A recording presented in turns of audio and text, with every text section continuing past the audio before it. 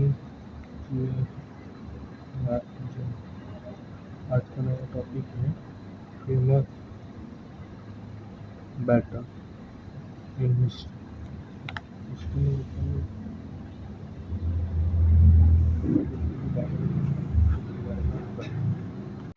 तो फर्स्ट ये है तराइन का युद्ध। तराइन का युद्ध 3 बार हुआ है। फर्स्ट टाइम हुआ था 1191 में, सेकेंड हुआ था 1192 में एंड थर्ड हुआ था 1260। उसमें पहली जो 1191 में हुआ था उसमें पृथ्वीराज चौहान और गौरी सुल्तान के साथ हुआ था। पृथ्वीराज चौहान और गौरी सुल्तान उसमें पृथ्वीराज चौहान की जीत हुई। और सेकंड में भी सेम हुआ था, गौरी सुल्तान और पृथ्वीराज चौहान, लेकिन उसमें जीत गौरी सुल्तान की हुई। उसके बाद 1960 में दिल्ली सल्तनत आती है भारत में दिल्ली सल्तनत आती है। तो उसको रोकने के लिए गौरी सेनापति का एक सेनापति होता है, उसका ताजुद्दीन खिलजी, जो लड़ता है दिल्ली सल्तनत इल्तुतमिश से इल्तुतमिश के साथ। उसमें भी जीत होती है गौरी सुल्तान, इल्तुतमिश की जीत होती है और गौरी सुल्तान मारा जाता है। थर्ड इज एंग्लो मराठा युद्ध। फर्स्ट एंग्लो मराठा युद्ध, सेकंड एंग्लो मराठा और third Anglo Maratha, 3 Anglo Maratha युद्ध हुए हैं। इसमें 1975 to 82 फर्स्ट इज माधवराव और वॉटन हेस्टिंग के बीच हुआ था, जो वो समाप्त हुआ 1970-82 में सालाबाई के संधि के साथ वो एंग्लो मराठा युद्ध फर्स्ट वॉर खत्म हो जाता है। उसके बाद सेकेंड एंग्लो मराठा युद्ध चालू होता है 1803 में और 1806 में। उसके बाद बाजीराव सेकेंड वैसे गवर्नर जनरल के साथ हुआ था और 1805 में राजकोट की संधि के साथ वो युद्ध समाप्त हो जाता है। उसके बाद एंग्लो मराठा का तीसरा युद्ध होता है 1870-18, मतलब एक साल में ये युद्ध खत्म हो जाता है। वो भी बाजीराव पेशवा और गवर्नर हेस्टिंग के साथ हुआ, लेकिन ये हेस्टिंग अलग था। जो थर्ड वाला हेस्टिंग था वो लॉर्ड हेस्टिंग था, और जो एंग्लो मराठा में हेस्टिंग था फर्स्ट वाले बैटल में वो था वॉटन हेस्टिंग, इसलिए वो दोनों भी हेस्टिंग अलग है, इसका याद रखें। तो एंग्लो मराठा युद्ध 3 बार हुआ था 1775 to 82 में, उसके बाद 1803 to 1806 में और 1870 to 1880। उसके बाद तीसरा युद्ध होता है एंग्लो मैसूर युद्ध होता है फर्स्ट युद्ध होता है 1767-69 में। उसके बाद हैदर अली और वेराब्लच। उसके बाद 1759 में मद्रास की संधि के साथ वो युद्ध खत्म हो जाता है। उसके बाद होता है एंग्लो मैसूर युद्ध 1767-69। उसके बाद सेकेंड युद्ध होता है एंग्लो मैसूर 1782 to 1784। उसके बाद टीपू सुल्तान नजर बंगा का गवर्नर हेस्टिंग के साथ ये युद्ध हो जाता है। उसमें 1784 में मंगलोर की संधि के साथ वो युद्ध भी समाप्त हो जाता है, सेकेंड एंग्लो मैसूर युद्ध। उसके बाद एंग्लो मैसूर युद्ध का तीसरा भी पार्ट है, तीसरा हो जाता है 1719 to 1902 में टीपू सुल्तान और बंगाल गवर्नर कानवर सिंह साहब। उसके श्रीरंगपट्टनम की संधि के साथ वो भी समाप्त हो जाता है। उसके बाद चौथा भी युद्ध होता है एंग्लो मैसूर युद्ध 1799 में टीपू सुल्तान मैसूर वैसे बंगाल का गवर्नर वेल्जिन के साथ वो और मैसूर के सहायक संधि के बाद एंग्लो मैसूर युद्ध भी खत्म हो जाता है। उसके बाद एंग्लो फ्रेंच युद्ध फर्स्ट कर्नाटका युद्ध, उसमें आता है फर्स्ट कर्नाटका युद्ध, वो होता है 1746 से 1748 में। ऑस्ट्रेलिया का उत्तराधिकारी के कारक लड़ा गया था। ऑस्ट्रेलिया का एक उत्तराधिकारी था, उत्तराधिकारी पे कौन बैठेगा, इसके लिए ये युद्ध हुआ था।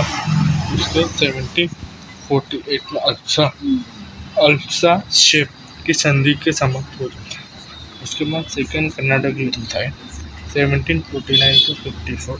हैदराबाद और कर्नाटक के बीच में होता है। ये आंतरिक मामले के विवाद में लड़ा गया हुआ था। उसको 1754 में पांडिचेरी की संधि से समाप्त हो जाता है। उसके बाद थर्ड कर्नाटक युद्ध वो होता है 1758 और 63 में। तब सप्तवर्षीय, उसको सप्तवर्षीय भी बोलते हैं क्योंकि 7 साल के लिए लड़ते हैं, उसको सप्तवर्षीय वैसा भी कहा जाता है। कर्नाटक का जो लड़ेगा था 1758 से 63 था और 1763 में पेरिस के साथ समाप्त हो जाता है। उसके बाद होता है मोस्ट इम्पोर्टेंट और सबको मालूम होता है वो मतलब पानीपत जश्न। और पानीपत का युद्ध बाबर और इब्राहिम के साथ होता है, वो 1526 में हो जाता है। 1526 में वो युद्ध होता है। उसके बाद सेकेंड युद्ध होता है पानीपत का, हेमचंद्र विक्रमादित्य वर्सेस अकबर। उसमें अकबर की जीत हो जाती है 1556 और फर्स्ट पानीपत के युद्ध में बाबर की जीत है। और तीसरा युद्ध पानीपत का, अहमद शाह अब्दाली वर्सेस मराठा सेनापति सदाशिवराव भाऊ 1761। ये 3 युद्ध बहुत इंपॉर्टेंट है। पहला पानीपत का युद्ध 1526, सेकेंड 1556 और थर्ड 1761। इसमें भी अहमद शाह अब्दाली की जीत हो जाती है और मराठा हार हो जाती है। इसके बाद शाहजहाँ के बेटे, शाहजहाँ के पुत्र के भी उत्तराधिकारी के लिए युद्ध हो जाते हैं। फर्स्ट इज बहादुरगढ़ का युद्ध। बहादुरगढ़ का युद्ध हुआ था 1658 में हुआ था। उसका शाह जूता दारा सिको, उसमें हुआ था शाह सिरा और दारा सिको।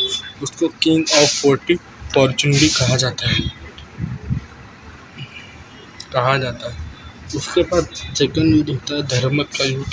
उसके वो 1658 में भी होता है, सिर्फ महीना अलग है, वो भी अप्रैल में होता है। अप्रैल में ये युद्ध होता है और ये जनवरी या फरवरी में हो जाता है। औरंगजेब मुतार की सेना और दारा सिको के साथ, दारा सिको ये फर्स्ट वॉर जीत जाता है। उसके बाद वो औरंगजेब के तीनों के साथ इसका लड़ाई हो जाती है। उसके बाद सामगुड़ का युद्ध जो होता है मई में 1658 में 1650। उसके बाद औरंगजेब मुतार की सेना और दारा सिको, औरंगजेब की लड़ाई जीत जाते हैं। उसके बाद खजुरा का युद्ध होता है 1659 में खजुरा का युद्ध हो जाता है। उसमें औरंगजेब और शाह का युद्ध होता है, उसमें भी औरंगजेब जीत जाता है। तो उसके बाद देवराई का युद्ध होता है 1659 में अप्रैल में होता है युद्ध औरंगजेब और दारा सिको के साथ। उसमें भी औरंगजेब जीत जाता है। वो मतलब भाई सब भाई थे। उनको सिर्फ शाहजहाँ के पुत्र शाहजहाँ को तो 7 के 8 पुत्र थे उसको, इसके बीच में वो लड़ाई चल रही थी कि कौन बैठेगा उत्तराधिकारी से, कौन बैठेगा, तो ऐसे ही लड़ाई चल रही थी। उसके बाद most important battle of Buxar जो 1764 एडी में हुआ था। मोस्ट इम्पोर्टेंट हेक्टर मुगल अंग्रेजों के साथ वो लड़ा और नवाब जो अपोजिट साइड में लड़ रहे थे, 3 नवाब, मतलब उसमें मुगल एम्पायर था, नवाब ऑफ बंगाल और नवाब ऑफ अवध, ये तीनों मिलके लड़ रहे थे। और बैटल्स ऑफ बक्सर है मोस्ट इम्पोर्टेंट। उसके बाद मोस्ट इम्पोर्टेंट है बैटल ऑफ प्लास जो जून 1757 में हुआ था बंगाल के उत्तरार्ध में। बंगाल के उत्तराधिकारी रॉबर्ट क्लाइव और नवाब सूरत-उद-दौला। उसके